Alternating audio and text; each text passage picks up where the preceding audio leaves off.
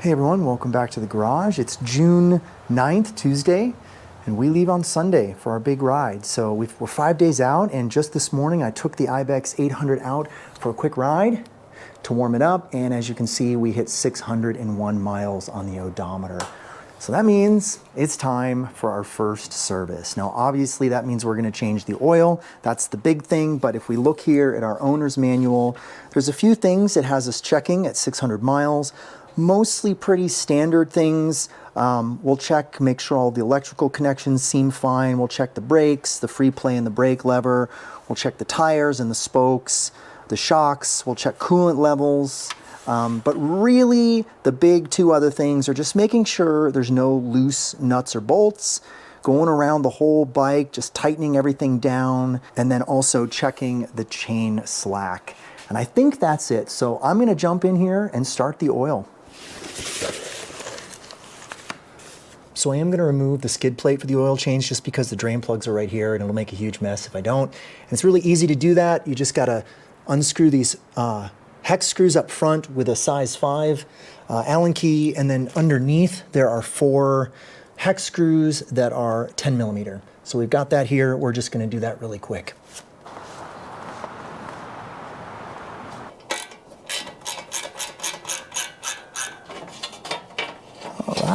There we go. The other thing I'm going to do is on this side, I'm just going to take off this plastic piece because I want to get a little bit of a better view at the sight glass. So I'm just going to take this little piece off just for this first oil change. Now you can see we've got a really nice open view of the sight glass, which is very full. Let's see what size we need. I think it's I want to say it's a 19, but let's double check that. Oh, it is a 19. I just realized that we are actually going to have to remove this plastic piece as well. There we go.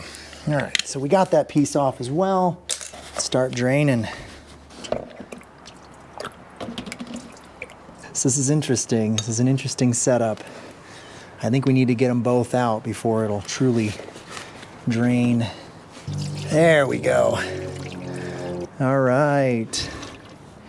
I mean, it looks pretty clean. So this is good. Boy, it does look tilted in this direction. I may not need to actually put it on the side stand. Let's take a look at these little filters. So this is what comes out. You have these little strainers that sit at the end of these drain plugs. It's kind of an interesting design. But yeah, there's these little strainers, and as you can see, it looks perfectly clean. You'll also notice that there's some rubber gaskets, some O-rings, and my thought on that was because we're only at 600 miles, I'm just gonna reuse those until the 3,000 mile point, and then I've got some replacements for that. So I'm just gonna clean it up, and boy, yeah, there is nothing in that screen at all. Yeah, boy, everything just looks great. So before we put the new oil in, I just want to say that there's a little bit of a controversy and debate when it comes to the oil change process on the 800. And what I mean is if you go into your authorized CFMoto dealership and say, I would like the pre-made kit for an oil change on an Ibex 800, they will give you this, which is very convenient. It comes with 3 quarts of oil, just like the Ibex 450, and all the other stuff you need, the filter, the O-rings, everything else. So in theory, you could just pay the 50 or 60 bucks or whatever this is, get your 3 quarts of oil. The bike takes exactly 3 quarts on an oil change, or 2.8 liters, I believe. So this is everything you need. However, you'll notice that it says 10W40 on the box, and it's a synthetic blend. Now, there's nothing wrong with synthetic blends if that's what the owner's manual calls for specifically, but what I'm interested in here is where it says 10W40. Not only is this bike known to run hot, but I'm going to be riding across some really hot parts of the country, and so already my mind is thinking perhaps I should put 10W50 in this bike. Well, incidentally, if you go to the owner's manual, it says right in the owner's manual, CFMoto recommends JSO MA2 10W50. It says it right in the owner's manual, 10W50. So I'm not sure why they sell a 10W40 kit for a bike that specifically calls for 10W50. And so what I've decided to do in lieu of this kit, which incidentally I can use this oil in the 450 no problem, and given that the engine is a Motorex KTM engine, is I went out and I bought the Motorex 10W50 synthetic oil. So I'm going to be putting this oil in the bike. It's fully synthetic anyway, which means the bike in theory should run a little better.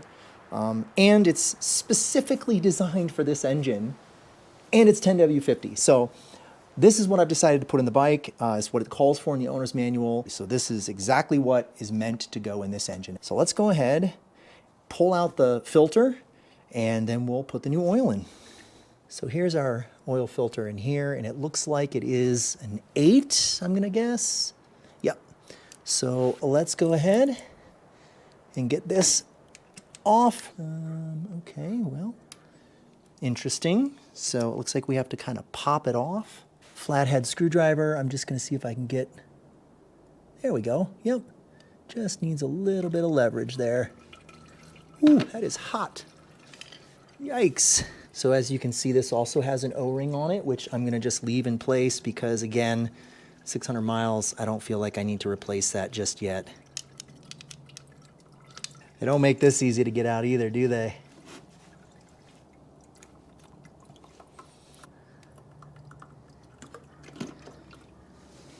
Go. Just needed some needle nose. All right, here's our oil filter. This is the official CFMoto part. I think I ordered this from Rocky Mountain ATV, but you can get it all over the internet, probably even Amazon. And there it is. And as you can see, if you actually look at it, it says right on the end, KTM. Obviously, we want to put the gasket side in. I'm just going to pour a little bit of oil over this to kind of get it prepped. It looks like we're just about here at the end of our draining process. I'm going to get our caps back in. There's a little bit of resistance when you put it in. It's like it has to fit into place, so just note that. So I'm just going to hand tighten these for now and just get it a little oily. So I probably put in 50 mils there. I'm just trying to keep track of, since these are liters, not quarts, we're gonna do 2.8. And so we've still got 0.9 in this one. That should be enough. I just kind of wanted to get it started. So I'm gonna go ahead and put that in, get it pushed in, give it a little bit of an extra bite, I suppose. All right, we've got our torque wrench here set to 14.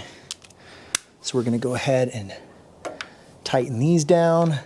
It's actually wrong, it's 14 foot-pounds or 20 Newton meters. So I am gonna give it a little bit more.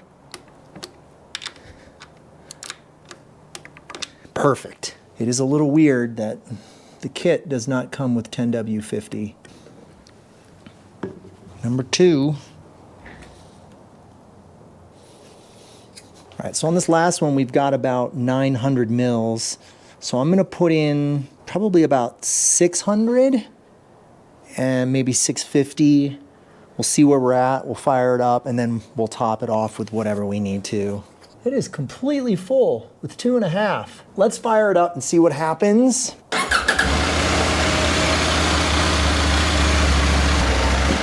So it is gonna take a fair amount more, it looks like, which is good. So I was a little nervous there. Well, that is 2,800. Let's see how we're looking. Are we in the sight glass? Look at that though, it's like towards the bottom. That's impressive. So, gosh, really getting it in there and circulating it around really does make a difference. I'm gonna put a tiny splash more. I think the other bottles might not have been completely full, is what I'm sensing. Yeah, that's looking pretty good. I'm pretty happy with that level. It's a little bit above the halfway point. I think we're looking pretty good.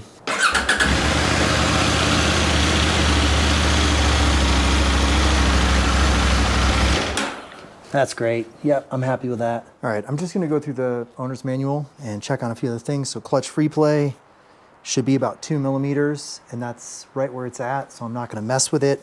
Skipping ahead, we've already done the engine oil. Not gonna do the air filter. I have a spare air filter that I'm bringing with me on the trip that I will replace, probably 6,000 miles or something like that.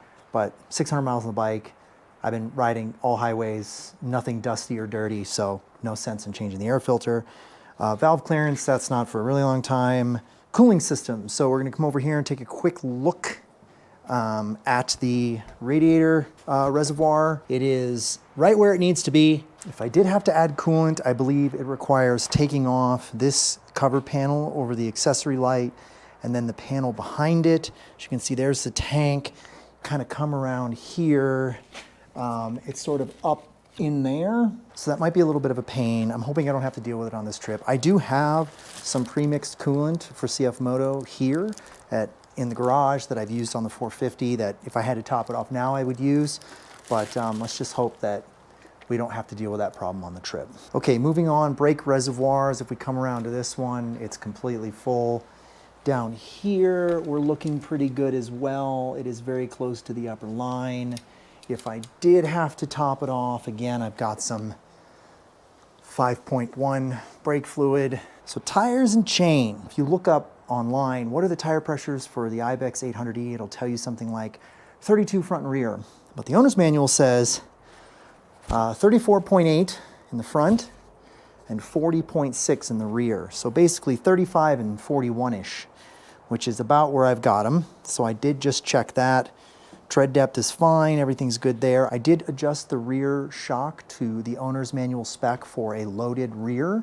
So one rider loaded panniers, and the tool to adjust that is under the seat. So that's all in here, how to adjust the rear shock and the front suspension. And there's your table that tells you all the adjustments, how many circles, how much compression damping, rebound damping, all that good stuff. You can adjust to the direction of the headlight beams, but on a night ride, everything, it was pointing where I liked it, so they got that dialed in from the factory just fine. And I did go around the bike and tighten all the nuts and bolts. There were a couple things that were loose. The big thing that I noticed that was loose was the cap to the front brake reservoir. The screws in that were actually quite loose, so I don't know what's going on there, if they just kind of vibrated loose because they're up on the handlebar. Everything else was pretty much tightened down to spec. And speaking of spec, in the very end of the owner's manual, there is a torque table with most of the nuts and bolts in here and their torque spec. Really, that leaves us the chain and the spokes. And something I want to say about the chain that a lot of people debate about as well is whether or not you measure the chain slack on the center stand or on the side stand. I've always just done it on the center stand or on a rear stand, but what's interesting is it actually tells you park with the side stand on level ground. So it tells you to park it with the side stand, not the center stand. And that way you're kind of putting some tension on the chain when you measure it. So we'll go ahead and do that. And we've got our measurements here and we'll see if it needs to be adjusted. I'm hoping it doesn't. I don't really feel like adjusting it right now.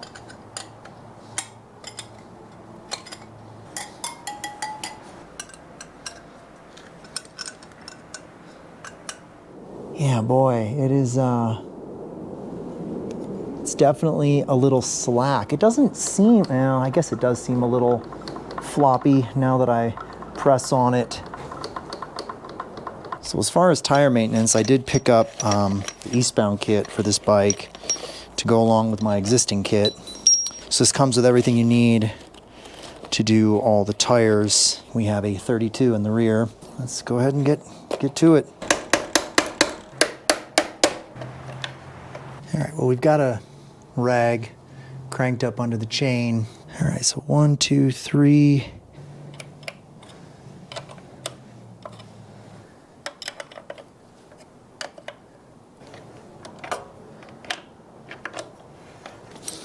All right, let's measure that. I've put the bike back on the side stand, and now I'm gonna measure it again, and we're looking good. Yep, right where it needs to be. So still got some slack in it, but it's not wobbly. So a little frustrated that we've had to adjust the chain so early. Looking super clean. While we're down here, I'm just gonna clean the brakes.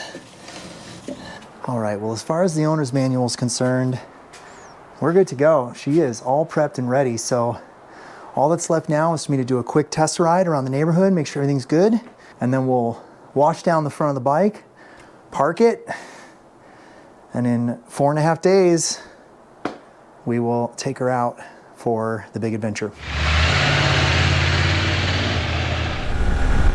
Well, we don't have any oil lights. The bike seems to be running fine. No strange wobbling on the back tire. Everything feels normal. So this is good.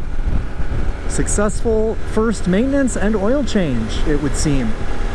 All right, well, that's gonna do it. That was the first maintenance on the bike. It's all parked, cleaned up, ready to go. I have one possible staging video left, and that'll be just all the gear prep on Saturday. But otherwise, our first real video will be on Sunday, and that will be as we start heading out on our adventure. So that's it. Stay tuned. It's gonna start getting really exciting very soon. Bye.